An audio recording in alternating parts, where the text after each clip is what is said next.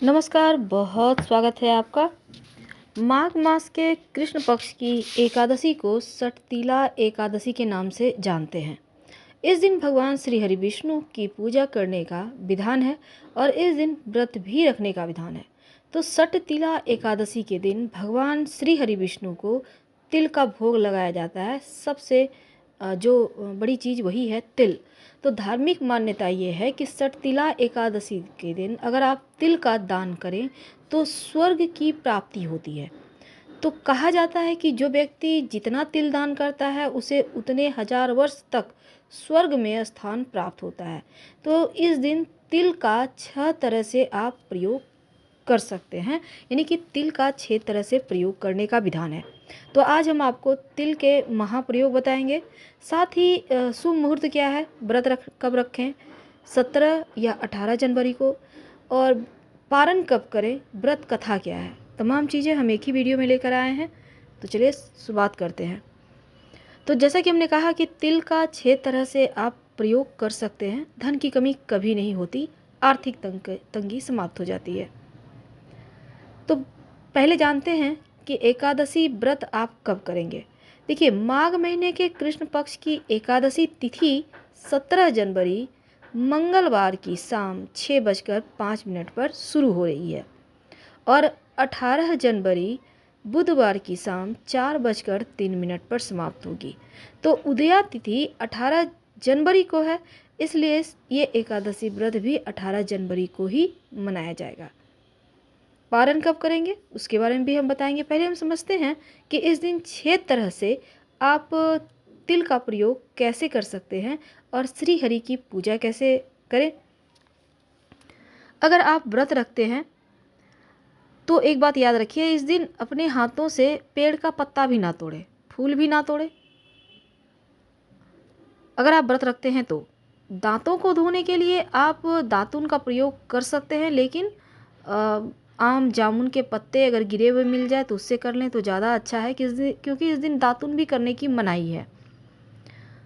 अब देखिए, इस दिन भगवान को खिचड़ी का भोग लगता है।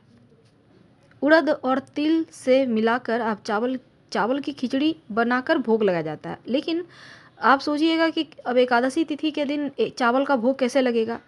देखिए, अगर आपके मन में दुविधा है तो ये बात जान लें कि ये भगवान को भोग लगाने के लिए है और इसका अगले दिन प्रसाद ग्रहण किया जाएगा, इस दिन नहीं किया जाएगा।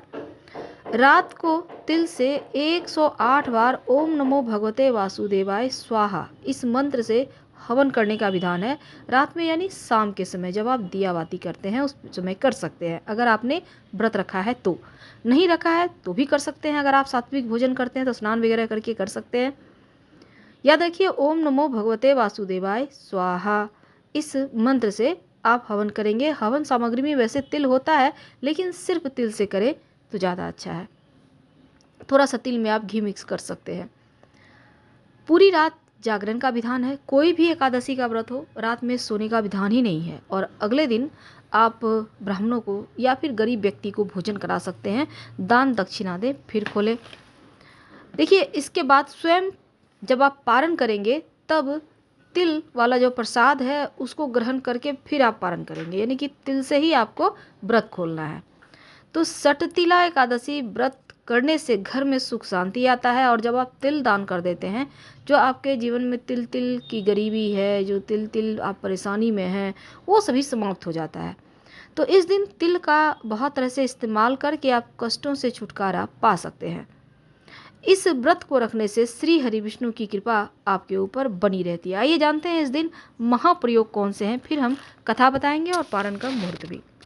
तो एकादशी तिथि का पारण आप 19 जनवरी 2023 की सुबह 7:15 से सुबह 9:29 के मध्य आप करेंगे। उदया तिथि के अनुसार इस व्रत को आप 18 जनवरी को ही रखेंगे। याद रखिए, पारण करना है 19 जनवरी को 7:15 से 9:29 के बीच। महत्व क्या है? देखिए, यह एकादशी व्रत भगवान श्री हरि विष्णु को समर्पित है।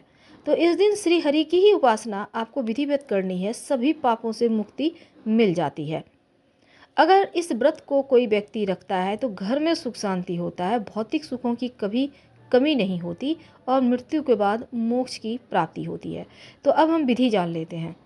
देखिए, सरतिला एकादशी के दिन सुबह जल्दी उठे, नहाने के पानी में 1 चुटकी काला तिल डालकर नहाए। ये पहला आपका तिल का प्रयोग है। दूसरा, श्री हरि के सामने आप तिल का भोग लगाएं, तिल गुड़ का भोग लगा सकते हैं और साथ ही तिल मिले हुए जल से भगवान की तस्वीर पर थोड़ा सा छींटा डालें। भगवान सूर्य को भी आप तिल मिले हुए जल ही अर्पित करेंगे। ये तीसरा प्रयोग है। इसके बाद आप भोग लगाइएगा श्री हरि को तिल का ही। इसके बाद देखिए, खिचड़ी बनाना है उड़द और तिल मिक्स करके, ये चौथा प्रयोग है। पांचवा प्रयोग है, इस दिन आपको तिल का दान करना है और छठा ये रहेगा कि आप जब पारण करेंगे तो उस दिन भी आप तिल खाकर ही पारण करेंगे। तो ये तो थी महाप्रयोग। अब जानते हैं कथा क्या है, ये सुनते हैं। एक समय दालभ्य ऋषि ने पुलत्स्य ऋषि से पूछा कि हे महाराज, पृथ्वी लोक में मनुष्य ब्रह्म हत्या आदि महान पाप करते हैं, पराये धन की चोरी करते हैं, दूसरों की उन्नति देखकर ईर्ष्या करते हैं, साथ ही अनेक प्रकार के व्यसनों में फंसे रहते हैं, फिर भी उनको नरक प्राप्त नहीं होता। इसका क्या कारण है? वे न जाने कौन सा दान पुण्य करते हैं जिससे उनके पाप नष्ट हो जाते हैं। यह सब कृपा पूर्वक आप हमें बतलाइए। तब पुलत्स्य मुनि कहने लगे कि हे महाभाग, आपने मुझसे अत्यंत गंभीर प्रश्न पूछा है। इससे संसार के जीवों का अत्यंत भला होगा।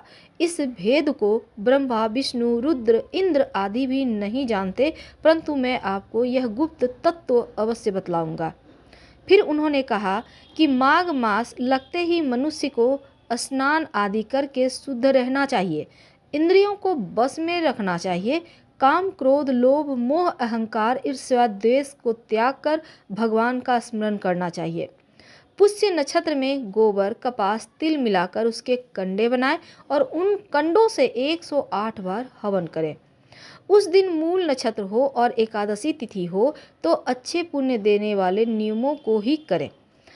स्नान वगैरह नित्य क्रिया से निवृत्त होकर सब देवताओं के देव श्री भगवान की पूजन करें और एकादशी व्रत धारण करें। रात्रि को जागरण करें। इसके अगले दिन धूप दीप नैवेद्य से भगवान का पूजन करके खिचड़ी का भोग लगाएं। फिर पेठा, नारियल, सीताफल, सुपारी का अर्घ देकर स्तुति करें। हे भगवान, आप दीनों को शरण देने वाले हैं, इस संसार सागर में फंसे हुए का उद्धार करने वाले हैं। हे पुंडरीकाक्ष, हे विश्वभावन, हे सुब्रह्मण्य, हे पूर्वज, हे जगतपते, आप लक्ष्मी जी सहित इस तुच्छ अर्घ को ग्रहण करें। इसके पश्चात जल से भरा घड़ा ब्राह्मण को दान दें और आप तिल भरा पात्र भी दान कर सकते हैं। जो मनुष्य तिलों का दान करता है उतने ही 1000 वर्ष स्वर्ग में रहता है। तो इस दिन तिल स्नान करना है, तिल का उपटन लगाना है, तिल का हवन करना है, तिल का तर्पण करना है, तिल का भोजन करना है और तिल का दान करना है। ये तिल के 6 प्रकार है, 6 नियम है। इसके प्रयोग के कारण यह सठतिला एकादशी कहलाती है और इस व्रत को करने से अनेक प्रकार के पाप नष्ट हो जाते हैं।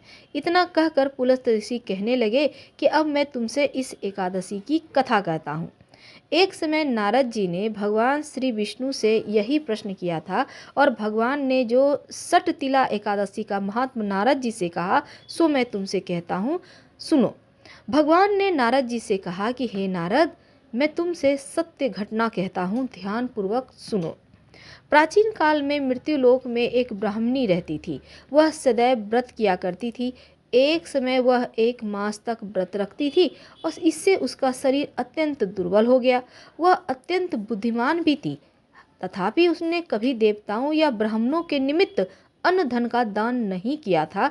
इससे मैंने सोचा कि ब्राह्मणी ने व्रत आदि से अपना शरीर शुद्ध कर लिया है, अब इसे विष्णु लोक तो मिल ही जाएगा, लेकिन कभी अन्न का दान नहीं किया, इससे इसकी तृप्ति होना कठिन है। भगवान ने आगे कहा कि ऐसा सोचकर मैं भिखारी के वेश में मृत्युलोक में उस ब्राह्मणी के पास गया और उससे भिक्षा मांगी। तो वह ब्राह्मणी कही कि महाराज, किस लिए आए हो? मैंने कहा मुझे भिक्षा चाहिए। इस पर उसने एक मिट्टी का ढेला मेरे भिक्षा पात्र में डाल दिया। मैं उसे लेकर स्वर्ग लौट आया। कुछ समय के बाद ब्राह्मणी भी शरीर त्याग कर स्वर्ग में आ गई। उस ब्राह्मणी को मिट्टी का दान करने से स्वर्ग में सुंदर महल मिला, परंतु उसने अपने घर को अन्न आदि सब सामग्रियों से शून्य पाया। घबराकर वह मेरे पास आई और कहने लगी कि हे भगवान, मैंने अनेक व्रत आदि से आपकी पूजा की, परंतु फिर भी मेरा घर अन्न आदि सब वस्तुओं से शून्य है, इसका क्या कारण है? इस पर मैंने कहा कि पहले तुम अपने घर जाओ, देव स्त्रियां आएंगी तुम्हें देखने के लिए, और पहले उनसे षट तिला एकादशी का पुण्य और विधि सुन लेना, तब द्वार खोलना। मेरे ऐसे वचन सुनकर वह अपने घर गई। जब देव स्त्रियां आईं और द्वार खोलने को कहा तो ब्राह्मणी बोली, आप मुझे देखने आई है तो षट तिला एकादशी का महात्मा हमसे कहिए। इनमें से एक देव स्त्री कहने लगी, मैं कहती हूँ। जब ब्राह्मणी ने षट तिला एकादशी का महात्मा सुना तब द्वार खोल दिया। देवंगनाओं ने उसको देखा कि ना तो वह गांधर्वी है और ना आसुरी है, वरन पहले जैसी मानुषी है। उस ब्राह्मणी ने उनके कथानुसार षट तिला एकादशी का व्रत किया और इसके प्रभाव से वह सुंदर और रूपवती हो गई तथा उसका घर अन्न आदि समस्त सामग्रियों से युक्त हो गया। इसलिए मनुष्य को मूर्खता त्याग कर षट तिला एकादशी का व्रत रखना चाहिए और लोभ न करके तिल का दान करना चाहिए। इससे दुर्भाग्य, दरिद्रता, अनेक प्रकार के कष्ट दूर होकर मोक्ष की प्राप्ति होती है। तो फिलहाल हम आपसे विदा लेते हैं। हर हर महादेव। प्लीज़ लाइक कर सब्सक्राइब करें, अपनों से शेयर करें। धन्यवाद।